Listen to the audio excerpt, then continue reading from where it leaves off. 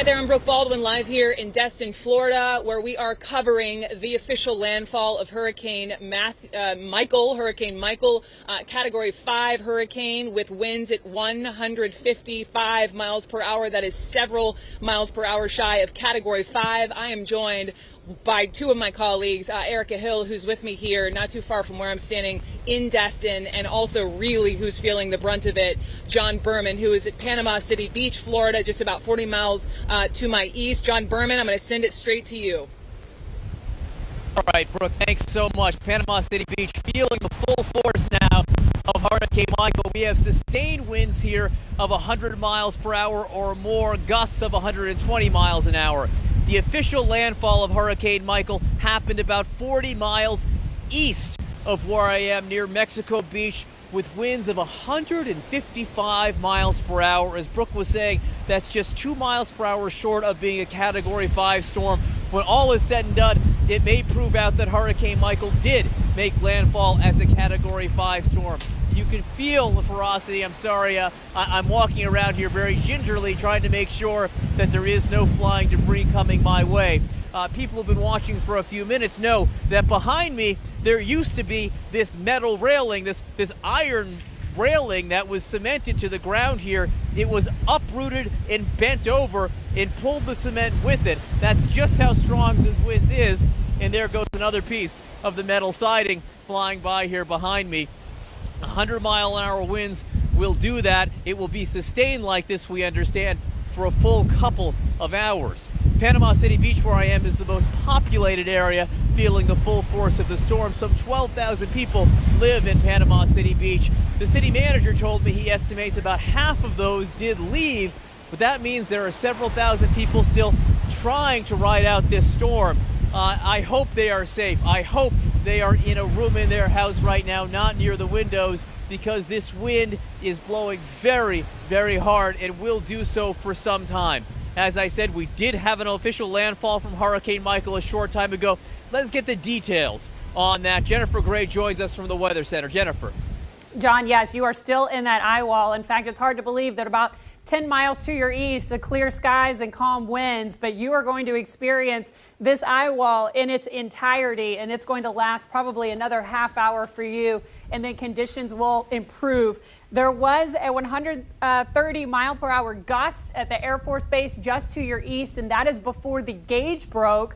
So most likely the winds were much, much higher. Of course, in Panama City Beach, we had a 116 mile per hour gust. You have sustained winds of 100 miles per hour, possibly even higher. This is the third lowest pressure of a storm as it's made landfall. That's how we measure the intensity of storms. We measure it by the pressure in millibars. We also measure by the winds. The pressure in this storm is so low, it's the third lowest, or one of the strongest storms ever to make landfall. This is just behind the Labor Day storm in the Keys, which was in 1935, and then Camille in 1969. So it just gives you perspective of how strong this storm actually is. The eye is on shore now, so that eye wall will slowly start to weaken as it continues its track to the north. It's going to take some time, though, because the storm is so strong and it has so much momentum along with it, and it's going to continue to track on into southern Alabama as we go through the afternoon and evening, or southern Georgia rather, as we go through the afternoon and evening hours, and this will most likely be a Category 2 at that time. So I don't want people that the storm hasn't impacted yet to be caught off guard with that, because we are going to see a very powerful storm push very far inland. But the storm surge is not over. Points to the east of that eye are experiencing 6, 7, 9 feet of storm surge. In Apalachicola, we have a report of over 8 feet of storm surge already, and that's just going to continue to rise over the next couple of hours. So, John, for the next half hour or so, you are going to be in the brunt of it, and then as the storm lifts to your north, conditions will gradually start to improve. But be very, very careful, especially with those trees around you and flying objects. You can't duck out of them fast enough. All right, promise. promise we will be careful here, Jennifer. I'm sorry, my mouth not working too well with the rain and the wind pounding it. Fascinating that this storm will be a Category 2 storm, even as it moves well inland where people may not be as ready as they are here. And I'm not even sure people in Panama City Beach were quite ready for what's happening right here. The eye of the storm, as Jennifer said, passed east, a little bit east of where I'm standing right now. They got even worse than what we're getting here, and here is pretty bad. Let's go to Gary Tuckman, and I'm not sure I'm saying this right, but Sopchoppy, Florida. Gary. John, you are saying it correctly, Sopchoppy, Florida. When we arrived in this little town, we've been driving all over looking at what's going on east of where you are. When we arrived here, we had a temporarily frightening moment that turned comical. We thought we saw someone severely hurt in the street. It turns out it was this King Kong who was lying on the street. An advertisement for Sopchoppy Pizza, which is this building that was built in 1912 and has survived all these years. 1912, by the way, trivia, folks, same year that Fenway Park was built. And the worst is about to come here. We hope Sopchoppy Pizza does okay. But this is the town. About 470 people live here. We haven't seen anyone around. Almost everyone seems to have evacuated, which is very good news. This town, by the way, they have an annual, this is Old Florida, and they have an annual worm charming festival, worm, W-O-R-M, where they use tools to coax worms up from the ground. They use the worms for bait, and they do that every year here in Sopchoppy, which is now going through the scare of this very strong Category 4 hurricane.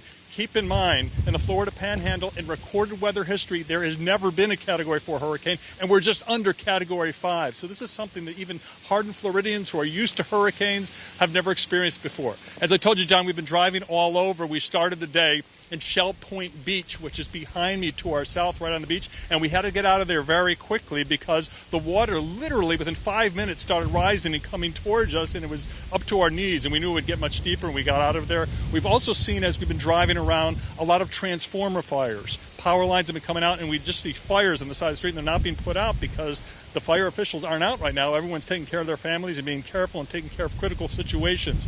So right now the situation is still scary. Near the coast, we think it's dire because the water is so deep, and people are just waiting to see what happens to their homes and what happens to their livelihoods. John, back to you.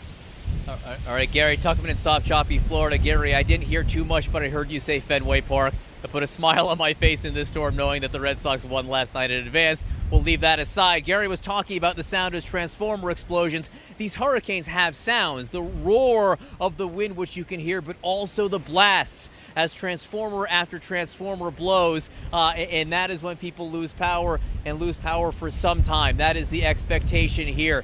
As Jennifer Gray was saying, we're getting winds north of 100 miles per hour, gusts of 120 miles per hour. Brian Todd, also in a different part of Panama City Beach. Brian, give us a sense of what you're feeling. John, some really ferocious wind hitting us right now, about a block inland from the coastline. We had to move in a block just to get away from the storm surge on the beach because the beach where we were was just too dangerous. But look at this. This isn't too safe either. If you go down the street here, we can see these power lines shaking. That one over there looks like it's about to come down. We've heard transformers blow around here. As you mentioned that you've heard them blow, there are a couple of transformers here that are in real danger right now behind me as these trees are starting to contort. Check out over here to your right, my left. I'm going to refer over here. Look at the violence with which these trees are being shaken. That one tree over there, a very sturdy tree, just snapped in half. This house here already starting to lose some shingles and is threatened by these pine trees, which could snap at any moment. They've really been bending and shaking in the wind right now. We mentioned that this came upon this area very quickly. 150 mile an hour winds, just 2 miles an hour shy of being a Category 5 when it hit landfall at Mexico Beach, just east of here. That is not necessarily surprising in the context of today, but it is surprising overall for officials who said that they're just amazed at how quickly this storm gathered strength. We want to talk storm surge now too, because that's one of the reasons we had to move in a block. Where we were earlier, right on the beach, the storm surge was at very dangerous levels. We pulled in a little bit now. We're going to try to move out in a little bit. Hold on. I might have to come a little bit in toward the camera just to get out of the danger here. There is debris flying all over the place. That's another thing you have to constantly look out for. I'm just under the lip of the garage here, so I'm a little bit protected, but look at that. I mean, we got palm fronds flying all over the place. I was just hit by some debris from these trees over here.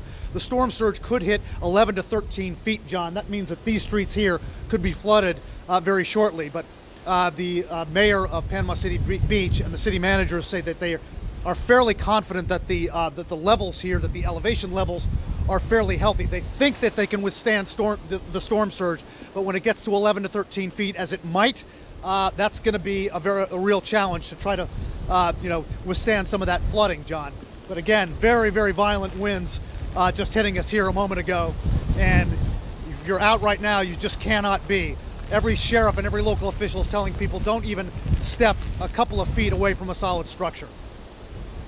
Yeah, stay inside and stay inside for a long time, because even as this wind passes, which is showing no sign of passing anytime soon, it's going to be some time before the roads are safe and the debris is cleared, the power lines move, all of that to worry about in the coming hours as Hurricane Michael passes through here. Again, remember, no Category 4 storm has ever hit the Florida Panhandle, and this storm made landfall a short time ago with wind speeds of 155 miles per hour, just 2 miles per hour short of a Category 5 storm.